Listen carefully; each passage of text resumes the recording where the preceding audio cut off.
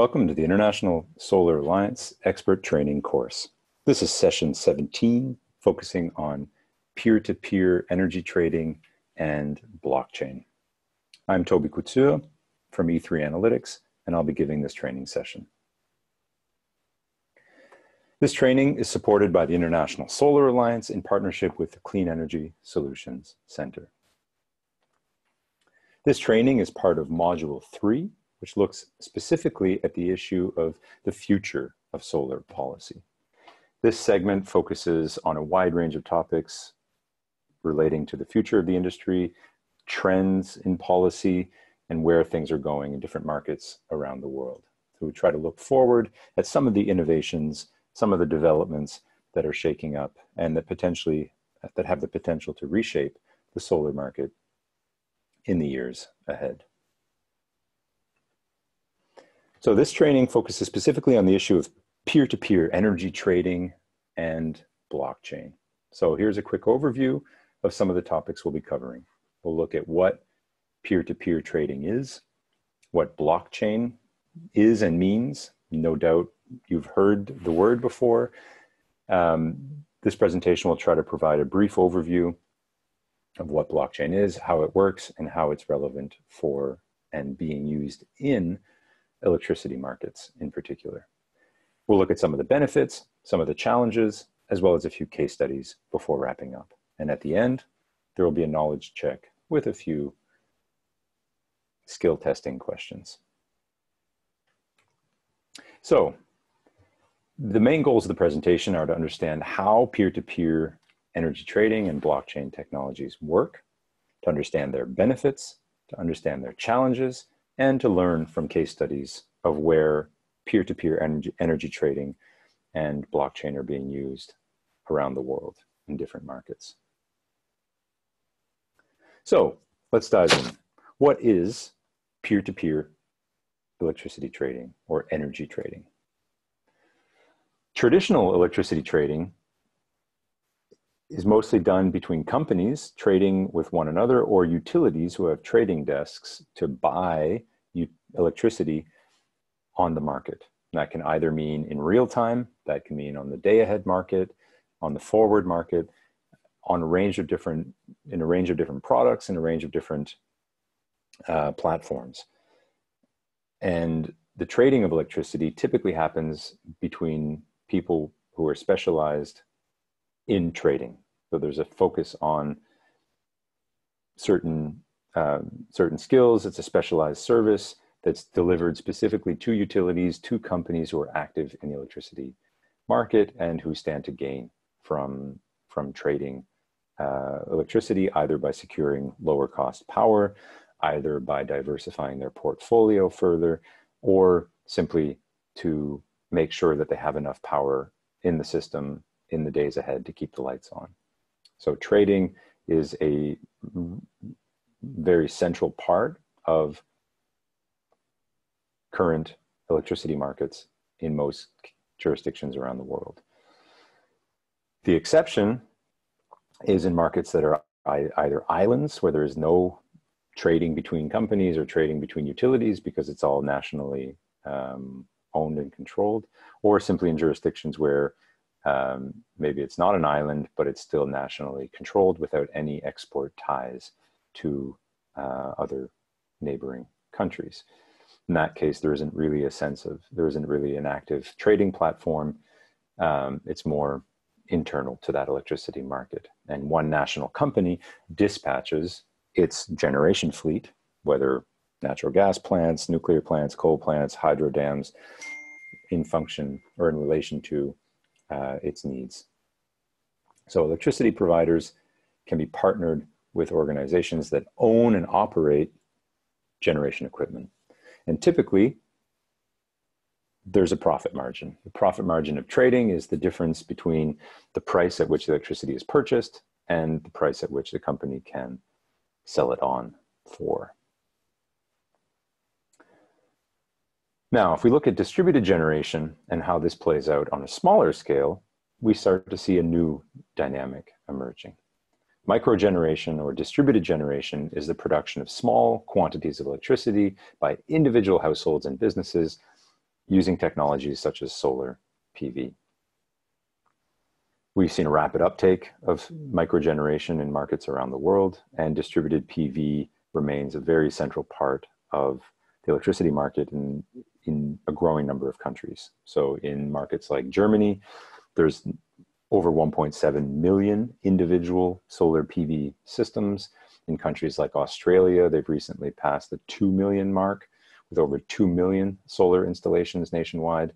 And in other markets like Bangladesh, there's even more, mostly standalone household systems designed for predominantly rural and peri-urban areas, where Bangladesh has somewhere on the order of 5 million systems installed. So microgeneration, small scale, household specific PV installations are increasingly common parts of the electricity market. Now, if you're a household that has solar on the roof, typically your only buyer, the only person who can take your excess generation, in other words, the generation you yourself can't use in real time from the sun, is the utility you buy your power from. And that's typically done via some kind of net metering policy. You can see a separate training that was done as part of this Clean Energy Solutions Center training series on net metering specifically. And that's worth looking at more closely if you want to better understand the mechanisms at play there. So traditionally, you really only have one option, namely the utility from whom you purchase your electricity to sell your electricity to. But now what's starting to happen is households and businesses are starting to say, hey, well, if technology enables it, why don't we trade power with each other without needing to sell it or have it be compensated by the utility? In most net metering policies, you don't get a cash payment for your net excess generation. You just get a bill credit. That means it progressively erases your electricity bill for each kilowatt hour that you inject back into the system. So there's no cash payment, it just helps reduce your bill. Now, a number of customers who were part of net metering programs naturally started to wonder, why can't I get a cash payment for this? This electricity is worth something. My neighbor buys his electricity from his utility or her utility. Why can't I sell my power to them instead? It's directly next door. The electricity can follow on the same wires. Why do we always need to buy our power from upstream? In other words, from further up in the distribution and transmission network. Why can't we supply power to one another within a neighborhood, within a community, within a business district? And in a sense, cut out the middleman, which in this equation becomes the utility. Now, the utility provides the wires without which peer-to-peer power trading would not be possible.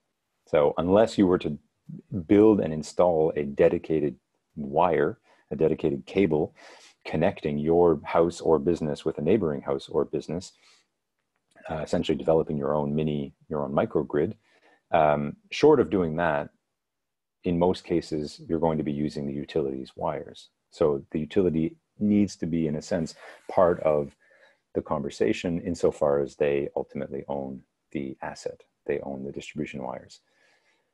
So even though you're trading peer-to-peer, in most cases, thus far, you're still using the utility wires to do so.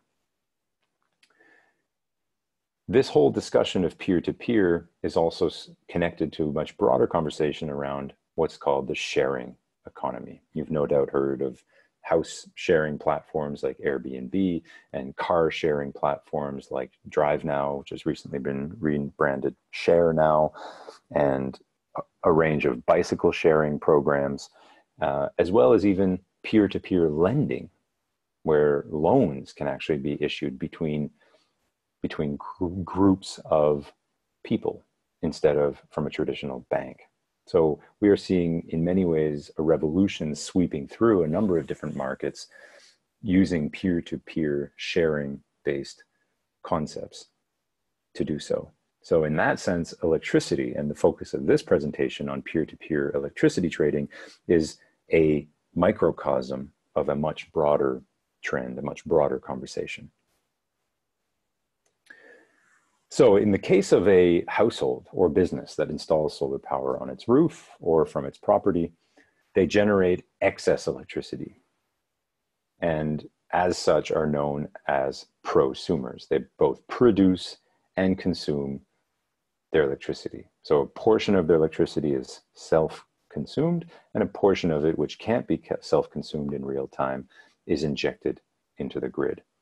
And virtually every household that uses solar power or business has some time during the day or during the year when they are not able to self-consume all of their on-site generation. And that's because of holidays, weekends, the sunny Sunday phenomenon. When you have a beautiful sunny day, everybody's outside and there's very little electricity load in the house.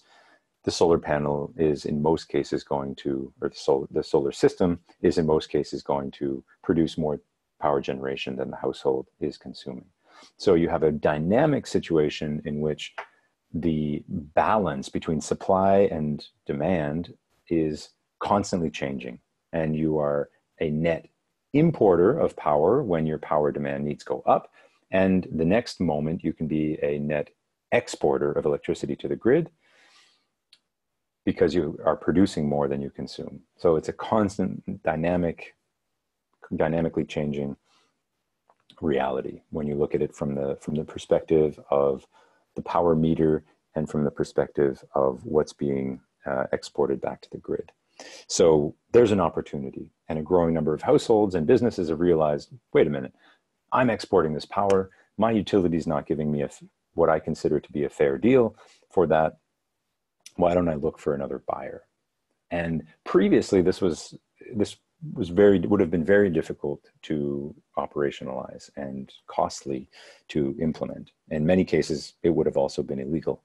The market, however, partly driven by technological change, partly driven by new business models, and new platforms and new services like blockchain, are making it possible, as we'll see in a moment, to unlock that and enable households, businesses to trade power with one another in real time and actually do so on cash payment terms.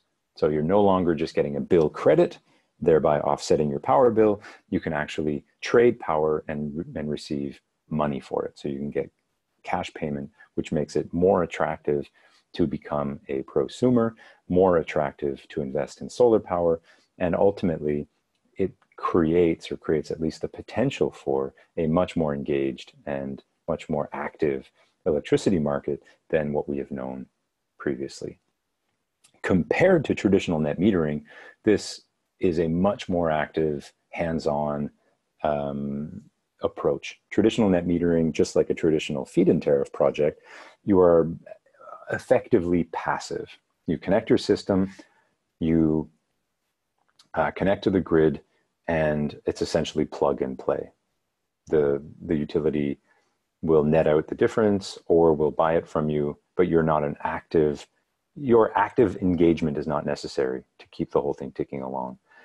The possibility here with this peer-to-peer trading is that the household or business or individual can become a more active participant.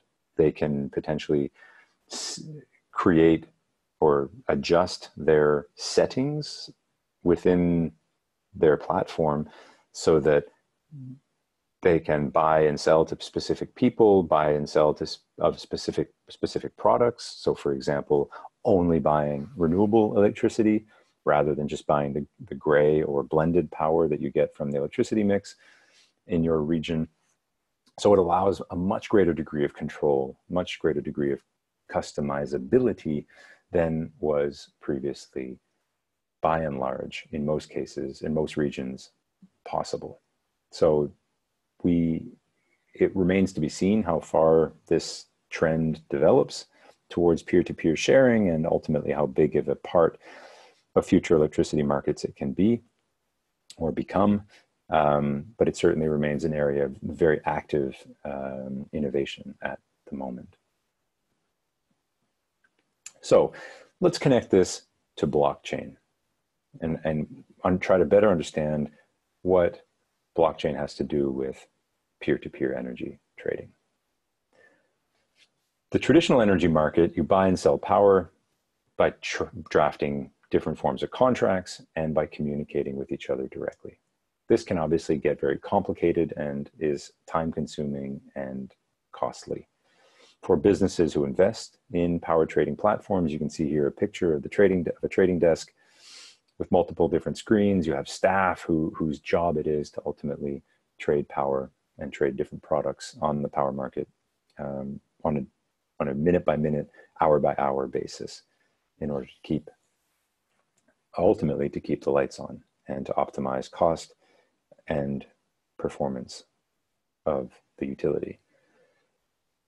But because of this because of the fact that it's cost intensive and that there's so many different nodes in the network and that it's done largely behind closed doors, so to speak, in trading desks, it's challenging to make the system fully transparent. Companies only have disclosure requirements around certain aspects of their business. So for auditing, accounting, financial market purposes, there's only so much transparency that utilities need to share around their trading behavior and around where and from whom and for what they're buying power.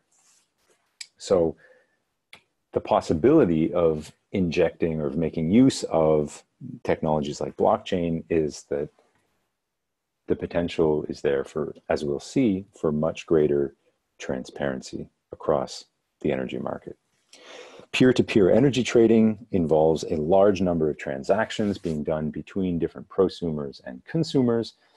And in order to do that, because we're talking not only about hundreds of consumers or hundreds of households and businesses, not even thousands, we are really talking about millions of individual microgeneration units and like solar PV projects that are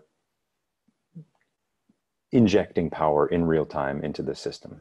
So the market in a way is screaming out for a low cost, simple authentication and validation mechanism that allows that power that's injected to be validated and settled while protecting people's privacy. This is where blockchain enters into the equation. Blockchain's best known product or application is Bitcoin, which is often referred to as a cryptocurrency. This application of blockchain is somewhat different in electricity markets, and we'll see how it's different and what that means and how it can connect to the bigger conversation around the future of electricity markets. So how does it work? Blockchain can be thought of as a shared database that has unique properties. Instead of there being a single entity or company that manages that database and makes data available, think of the World Bank's data or the OECD's data. Data in a blockchain is controlled by everyone on the network. And as such, a history of all transactions that have ever occurred within a particular network is retained. So the system, in that sense, is fully, in a sense, almost radically transparent. Every transaction, every occurrence is monitored, is validated by everyone else in the network, and therefore cannot be erased or modified after the fact by anybody else in the network, by any other single individual node.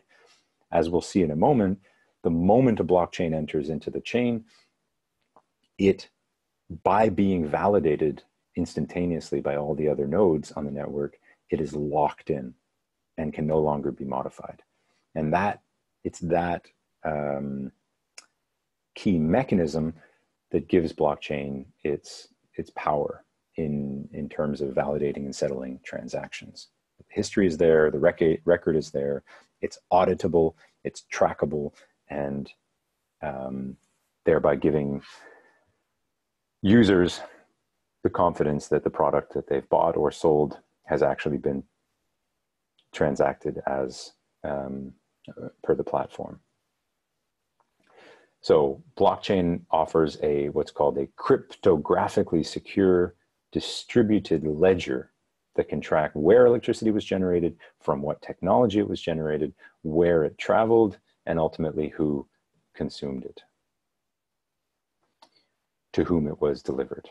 And that's a powerful asset.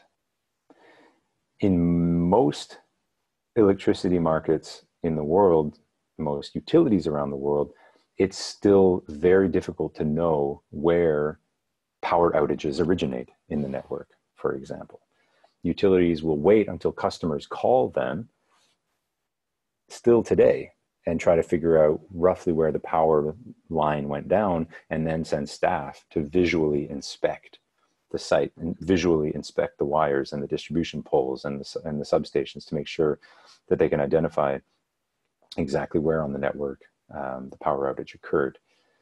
The potential of having smarter, more distributed ledger-based technologies like this embedded within the network is that it could also provide utilities with a fairly low-cost way of instantly identifying where problems on the network occur, particularly where power outages originate. So a number of utilities are starting to look at this to see how using this kind of network intelligence can further improve the efficiency of their own operations. So this diagram provides an overview of how blockchain itself works. Let's say A wants to send money or electricity, in our case, to B. The transaction is represented online as a block, which you see here as a bit of a puzzle piece. The block is broadcast upon entry to every party in the network. So it enters into the system. All other nodes within the system acknowledge the entry of this new block into the system. Those on the network approve the transaction. They say, yes, this is in fact a kilowatt hour entering the network from Jim or Susie's solar panel, although their names wouldn't be known because it's private. That blockchain enters into the system, gets validated by everybody else, and then the block is added into the chain, which provides an indelible, i.e. non-erasable record of that transaction. And then once approved and entered into the blockchain, the money can then be transferred, or the electricity in this case can be transferred from A to B. So this end-to-end encrypted, cryptographically tight network enables even things as ephemeral as kilowatt hours to be monitored, to be tracked, to be entered into a system, and to be distributed and transferred between parties. This is partly what makes it possible for households to trade even tiny amounts of electricity in a very low cost, very transparent and efficient way. If it were not low cost and if it were not efficient, if there were a lot of losses or a lot of additional transaction costs, it would not make sense, because for most households, we're talking about very small amounts of electricity, and businesses maybe a bit more, but then the economics still need to pencil out. The benefit of this is that the ultimate losses in the sense of transaction costs and others are kept to effectively nil, other than your kickoff costs.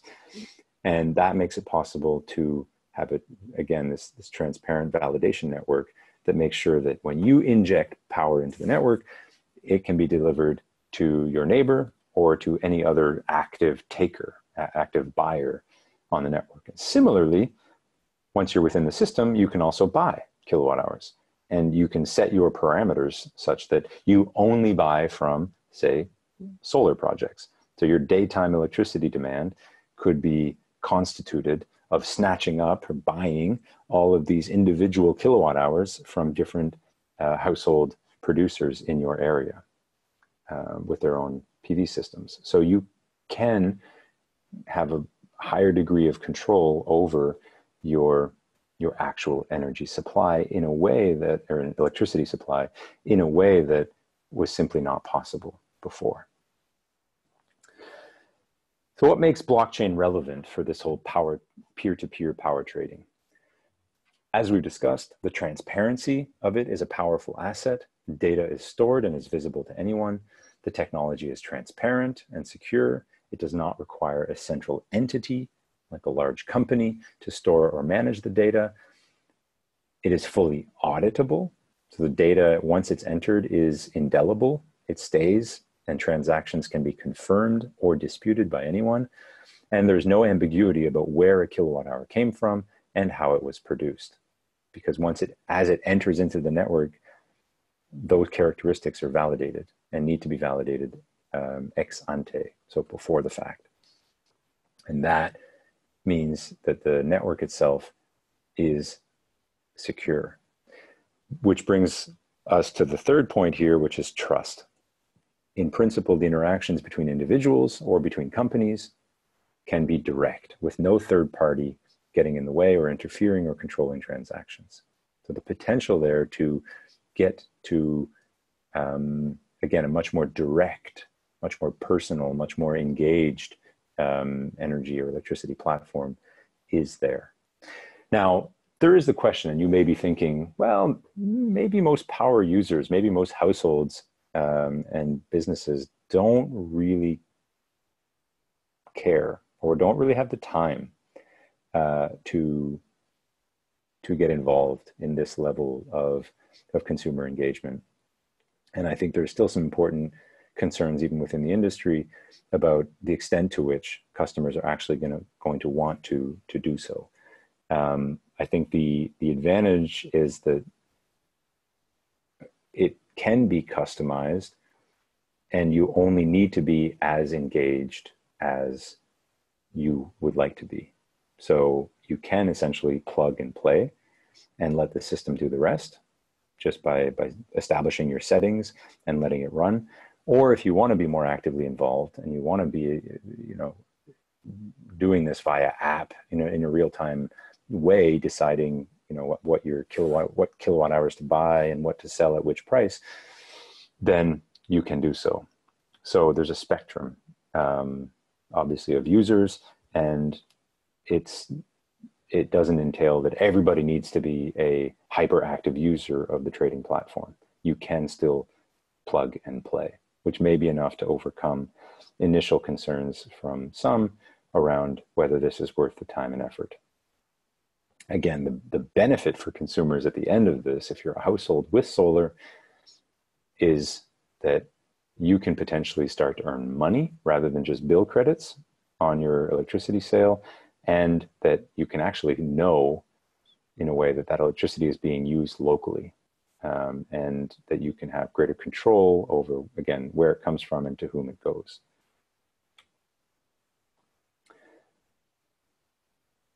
Blockchain has several different applications. You see here everything from the use in microgrids or mini grids, which has been talked about quite a lot, peer-to-peer energy trading, which we're focusing on now, the possibility of scaling it up in the adoption of electric cars, where batteries of electric cars could participate in blockchain and feed kilowatt hours into the network and take them back depending on price signals. So if it's attractive during peak hours for the battery of the car to discharge a little bit of electricity into the network, then the network could configure itself that way, or the user could configure their car that way to start participating in this way. And again, earn money in the process. So we are potentially moving to a future via technologies like blockchain where power sharing and power in the level of engagement and participation is greater than ever before, but also where, in a sense, the revenues generated from the sale and trade of electricity themselves start to become much more distributed. So it's no longer large owners of, or no longer strictly large owners of power plants who are benefiting from electricity sales and trading. Individual households and businesses can as well. You see here different applications as well in reducing carbon emissions, rewarding renewable energy adoption, so tracking renewable energy production, tokenizing energy. We'll have discuss that a bit more in one of the case studies. And there's even been discussions of using blockchain for completely other things like rainforest protection and environmental conservation. So there's a range of different applications. We are really focusing on one part of the ecosystem. Now, let's look at some of the benefits of peer-to-peer electricity trading with blockchain. As we've seen, there's no middleman or middle person. Therefore, customers can get a higher price. Producers can get a lower price, and customers can lock in a lower price than, for example, what they're getting from the utility. So let's run a scenario. Let's imagine you are a household in an electricity market where you buy electricity for 20 cents per kilowatt hour from your utility. Now that 20 cents includes the energy charges, so the actual electricity generation charges, as well as fixed demand type charges. Could be also billing charges, etc.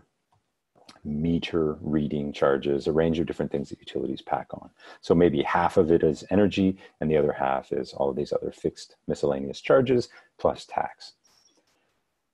Now, if you're buying for 20 cents and you're connected to a net metering application, so you're essentially getting bill credits for every kilowatt hour you inject back into the network, you may prefer to get a cash payment for that. Similarly, your neighbor who's paying 20 cents to their utility, to the same utility, may be prepared, may be quite keen to pay a bit less than 20 cents and actually pay you cash for that. So you could then sell to your neighbor for, say, 15 cents, get a cash payment, and your neighbor is able to lock in cheaper power because it's delivered to them directly on the network. So in that sense, you substitute your bill credit, in this case, or your feed-in tariff, which may be well below 20 cents a kilowatt hour.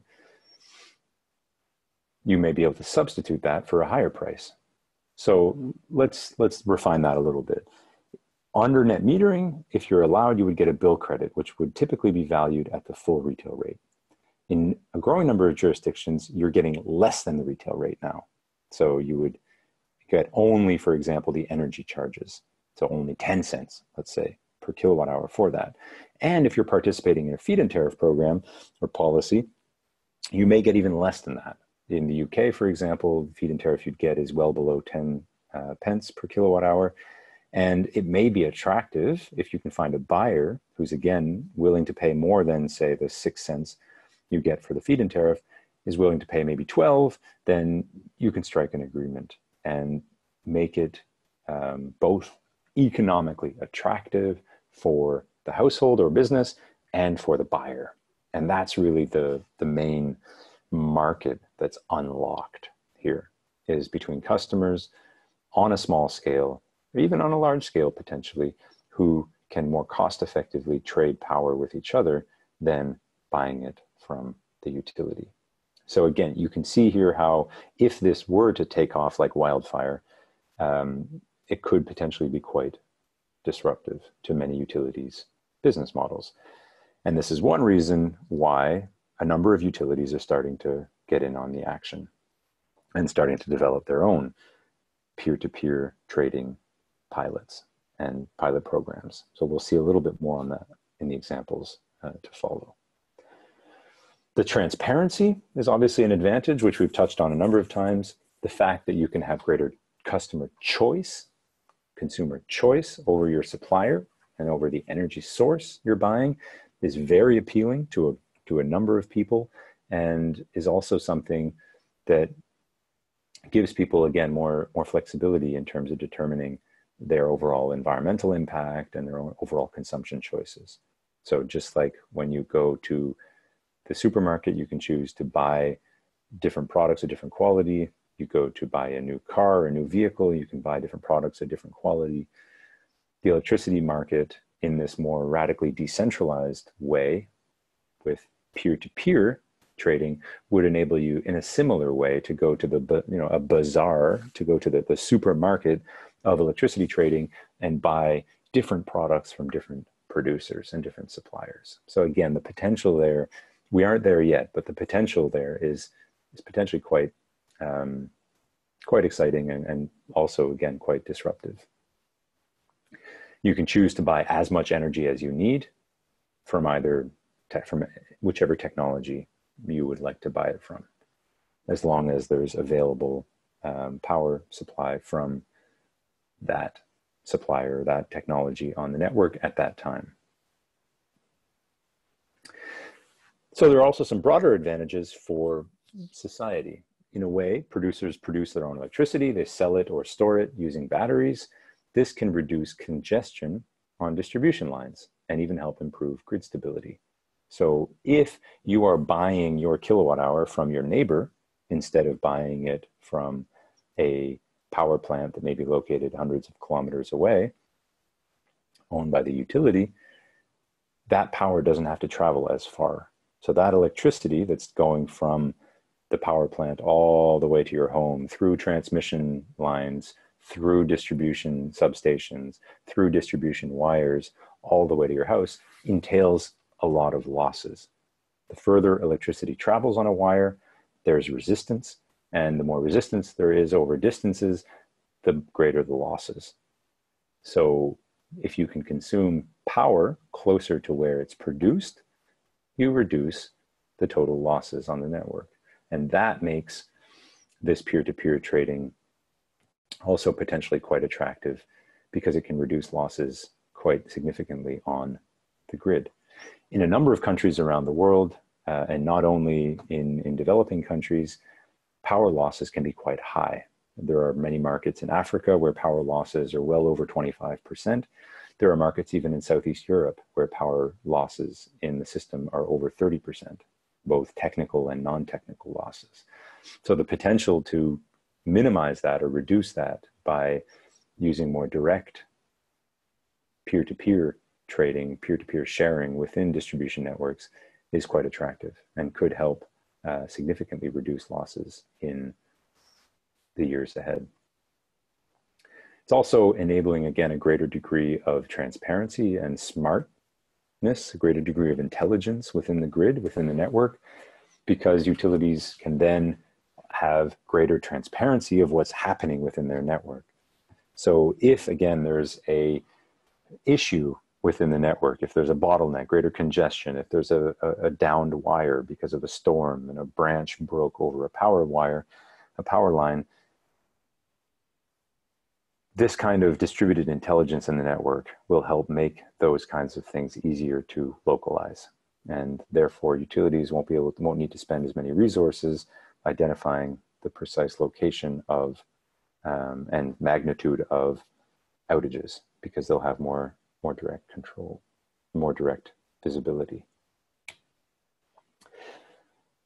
And there are further advantages for the broader power system. So in theory, by being able to shift demand and supply around, by being able to reduce, for example, the amount of power needed from faraway power plants during the daytime, you can reduce demand during the sunny hours of the day. You can also potentially flatten peaks and valleys by bringing into play distributed storage, which can start playing again on the blockchain peer-to-peer trading concept, where you have a battery starting to play a more active role in supporting supply and demand.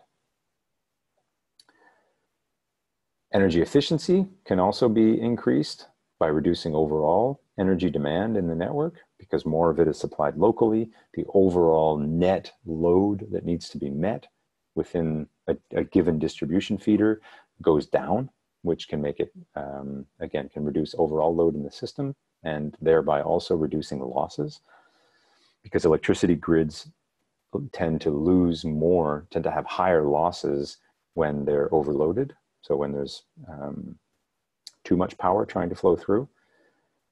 And finally, it can help also reduce peak demand by enabling a smarter and more dynamic pricing mechanism. So for example, if you were a household and you wanted to inject more, you had a battery system, let's say, on your, connected to your solar system, and you wanted to tap into and help meet peak demand, if you were given peak pricing for that, you could feed in more electricity from your stored battery energy into the network and harness and get basically via the blockchain, get higher pricing because it can be more dynamic, more real time, and that kilowatt hour is worth more if it's entered into the system at those peak hours, and that can be remunerated. So you could have more, by having more customer participation and engagement with the supply infrastructure, you could potentially have also an additional way to mitigate peak demands. Now, we've heard a lot about the good things and all the advantages and all the upsides of peer-to-peer and blockchain in electricity markets. What about some of the challenges? So peer-to-peer trading is not yet mainstream, nor is it yet fully commercialized. So there are certainly still growing pains within the industry, within the market, and the market for technology solutions is also still relatively immature. The amount of competition is not yet where it could be. And ultimately, there are still a number of stakeholders that need to be convinced of the business case, in particular, electricity retailers and utility distribution companies. So there's a lot of conversations that need to happen around how best to balance these different stakeholder interests. And it's likely that the path is not going to be a linear one. We can expect additional regulation. In today's electricity markets, there's often a lack of enabling regulation. The risk, however, as you start to introduce enabling regulation is that you also start to strangle innovation, and you also start to limit some of the potential that the technologies can unlock. So there's a delicate balance there. And finally, there are issues around perception and trust. So ultimately, these technologies still, despite the fact that they are, again, transparent, verifiable, auditable, there's still a public awareness challenge around getting everybody to understand the technology, how it works, and ultimately to trust it. And that's the case with any new technology entering the market. A further challenge is related to network charges. Electricity is normally transported through the distribution network or the transmission network, and utilities will charge a fee for this use. Network charges can be up to 50% of a traditional energy bill. So if you constantly have to be paying these network charges just to distribute power from your household to your neighbor's household, and if those charges are not proportionate, if they're not reasonable and backed up by the actual cost to the system, then it could discourage a lot of this peer-to-peer trading activity from happening. And utilities obviously would rather be the ones selling you that power, not your neighbor. So they have a built-in interest in making those charges disproportionately high in order to discourage that behavior from happening. So there's a clear need for public interest focused regulation to come in and introduce regulation, either in whichever form, to ensure that utilities aren't strangling these developments through disproportionate network charges. There are efforts, for example, in Australia, so here the example in Sydney, to introduce local generation network credits, which would help reduce network charges specifically for prosumers that are using peer-to-peer energy sharing. So different ways to try to carve out a niche and try to, again, not unduly burden this fledgling market with onerous pricing or counterproductive regulation. from a consumer standpoint, if it can reduce costs, then there's a strong case for, again, allowing this to continue to happen. So there's an ongoing, we can anticipate more regulatory battles over this in the years ahead. Now, let's take a quick look at some case studies and examples in the real world before wrapping up. So, progress thus far with peer-to-peer energy trading has been relatively slow.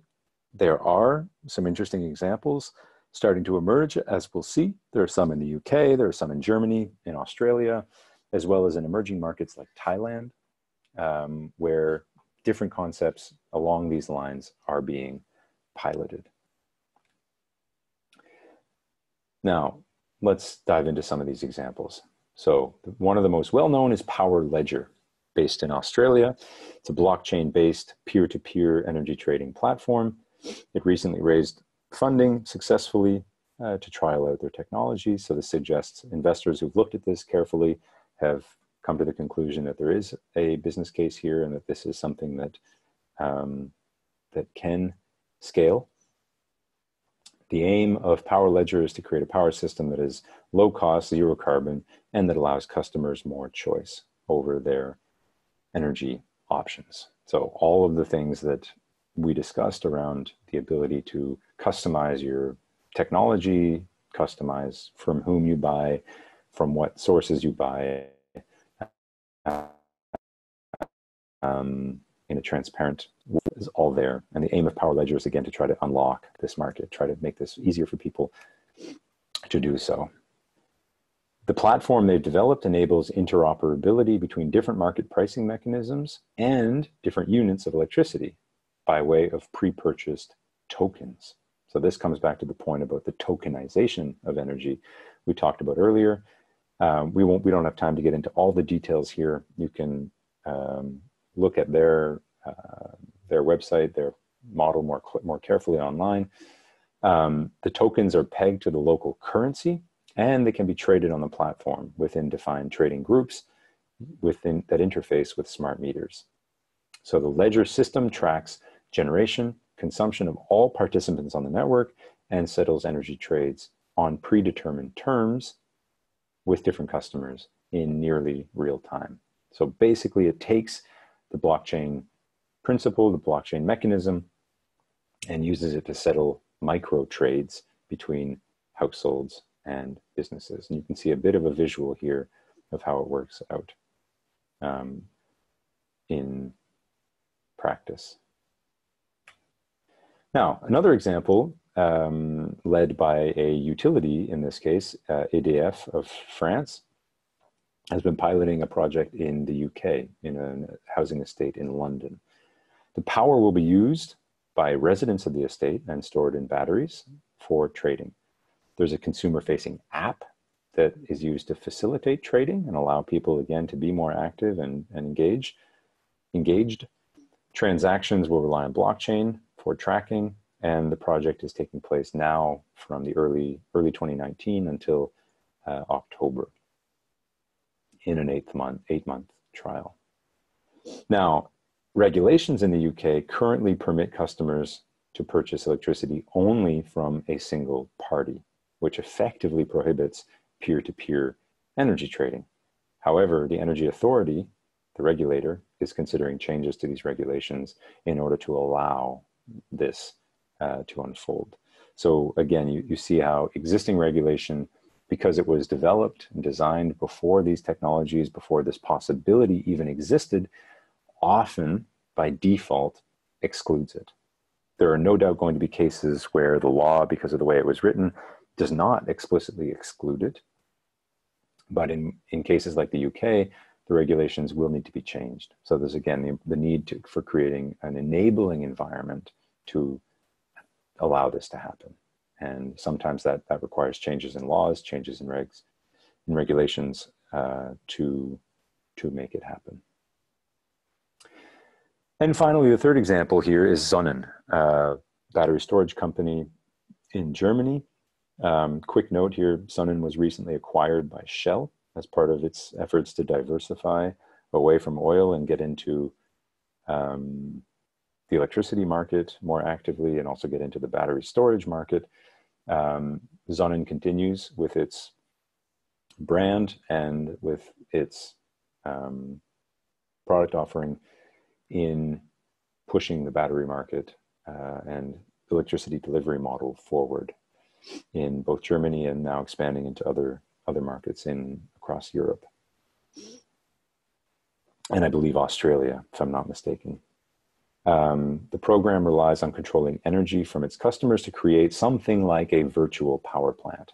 So by connecting households with battery storage in real time, they can start to operate all of those as a virtual power plant, which we touched on in the other training as part of this training series on virtual net metering and wheeling. So essentially it enables these customers to participate as part of this network and to customize, again, their settings accordingly, according to their preferences. So the so-called NEMO grid is exploring the economic and technical impact of using blockchain between households within a given region to allow people, again, to trade power between their solar systems and their battery banks, and potentially even also their electric cars. So creating an integrated network of electricity supply and demand sources.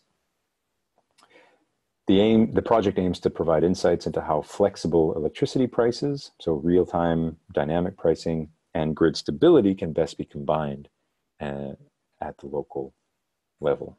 The project is currently ongoing, and it'll be interesting to see how all of this continues to unfold in the years ahead. There are many other examples. As I mentioned, there are some even from emerging markets like Thailand happening, and this is, we potentially are at the beginning of something quite substantial in the electricity market. And we'll see, it's important to keep in mind that residential electricity demand is only in most markets somewhere between 20 and 30% of total electricity demand.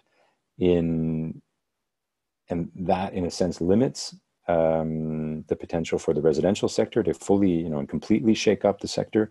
But if you start getting businesses involved, you add commercial and industrial customers, you start to get to a much wider share of the electricity mix, and could really start to shake things up. So a few concluding remarks as we wrap up. Peer-to-peer electricity trading with blockchain offers a new solution to electricity trading between microgenerators and consumers, and offers a number of different benefits, as we saw throughout the presentation. Key among these benefits are increased choice, but also reduced costs for consumers. So consumers can have more control over where their power comes from, but they can also potentially lock in that power at a lower price, thereby saving consumers money and freeing up resources that can be spent in other ways.